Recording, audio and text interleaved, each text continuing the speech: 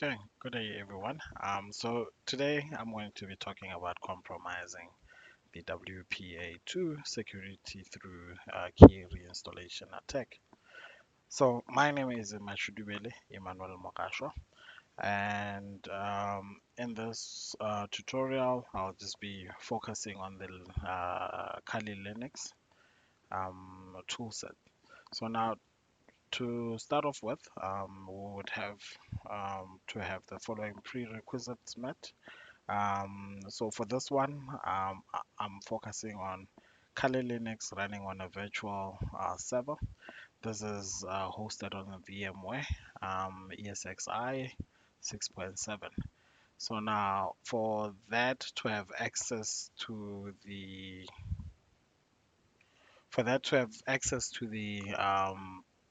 Wi-Fi, that will be basically attacking, or the IP that will be attacking, which is a TP-Link Archer C20 Wi-Fi router. We would have to install this on a server. In my case, it's a Dell R720, and then import it into that virtual machine so that it's able to see or process Wi-Fi signals. So also we would be using the Wireshark and also my iPhone as the supplicant or client. So now just to give you guys a bit of an overview of my network architecture, this is what it looks like. So if you check on the left of top right, we've got the TP link, and in there there's the MAC address, and also it shows the different cipher suites that it's running, and then also the device that I'm using, and then further down below is basically the ESXi server or hypervisor. So that's where I've spun up one of the Kali Linux VMs that has two network cards. One is obviously the Wi-Fi, and then the other one is the virtual LAN. So yeah, this will obviously intercept the traffic or the communication or the bidirectional traffic between the AP and the cell phone, which is the station. So just to give you guys a bit of an overview of the demo, we will be running through these points. First is to obviously check the settings on the TP-Link router and just make sure that it is actually set on WPA2 so that when we crack it, it's actually believable. So the second one is to make sure that the adapter reflects in the Linux virtual or VM, and then also that like the third point says, that it's actually recognizable and it's able to go into monitor mode. So fourth is obviously run a command that basically discovers the Wi-Fi network ranges and sees what other networks are available or SSIDs are available to attack. Then we will focus or zone in on the one that we want to attack, and in there we will learn the MAC addresses that are relevant to the attack.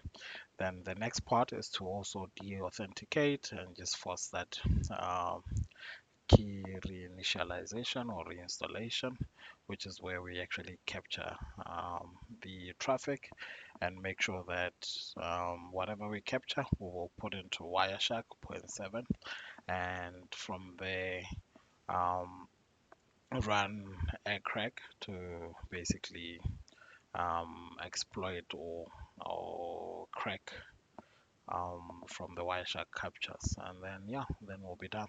So this is the screenshots that I took as I was going through my demo, and then as you can see, the password is currently set as that.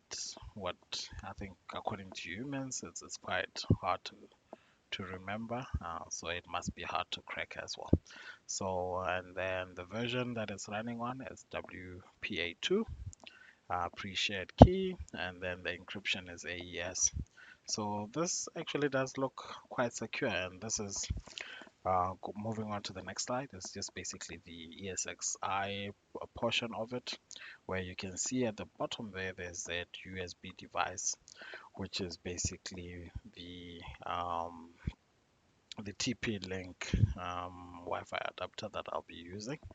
And then on top here, you can see that's my home network that goes to a Ubiquiti device.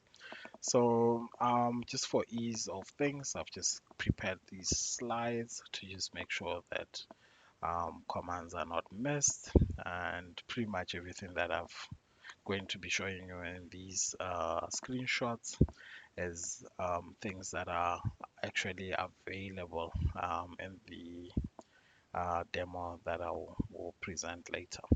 So yeah, so in the first one, we just make sure that the appropriate network card or network adapter is actually set up. And then as you can see here, the mode is actually still in managed, but it does pick up both of them. The first one has an IP, the second one doesn't, which is basically the Wi-Fi that we'll be using. So that's fine that it doesn't have an IP. So the next part is to basically install and verify that the adapter goes from the manage that we saw into more a monitor mode. As you can see here, it goes into monitor mode.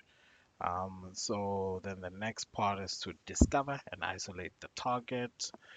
So the moment you run that command, it displays a couple of SSIDs that are basically within the radius or proximity that the card can pick up. And yeah, so this is pretty much all of the Wi-Fi's that are within my range. The one that I'm focusing on is obviously the one that has a SSID that says NIS crack victim. So that is just waiting to be exploited. So yeah, we zone in on that one using its MAC address, and then that MAC address, once we run this command to basically capture everything that goes, or every traffic that goes to that MAC address, and also its channel is quite important, as you can see in this command there.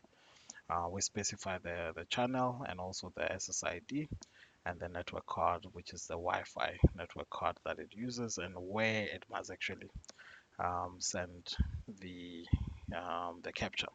So that's the name of the capture file that I'll be using. So, or the output where I'll be sending it to. So yeah, as you can see here, also encryption is on WPA2. It pretty much confirms everything that we saw there. So yeah, in this exercise, we basically authenticate the clients. This allows us to actually capture that key that we need. So on this part is basically a Wireshark capture that shows the filter that we put on here that says ePOL, and then we can see the messages, the four-way handshake from message 1, 2, and 3, and 4. And then yeah, so this part just basically deals with examining the capture, or basically running the capture against a software that tries to pick up or see if anything that is hashed in there matches any of the passwords that there is. So now on this screenshot, you can see that I basically ran it, and it took about 2 hours 11 minutes to run. And yeah, then that's basically trying quite a lot of combinations to try and get it. So after 2 hours, this is pretty much what it found as the password, which is basically matches the one that I showed you guys. So yeah, so that's the end of my presentation. Thank you for taking time to listen to this. And yeah, so for anyone that's interested in the video, I will put a full video which I've already captured, that shows the live config or demo. So yeah, so this will be uploaded on YouTube as well. So thanks for watching, and yeah, cheers, bye.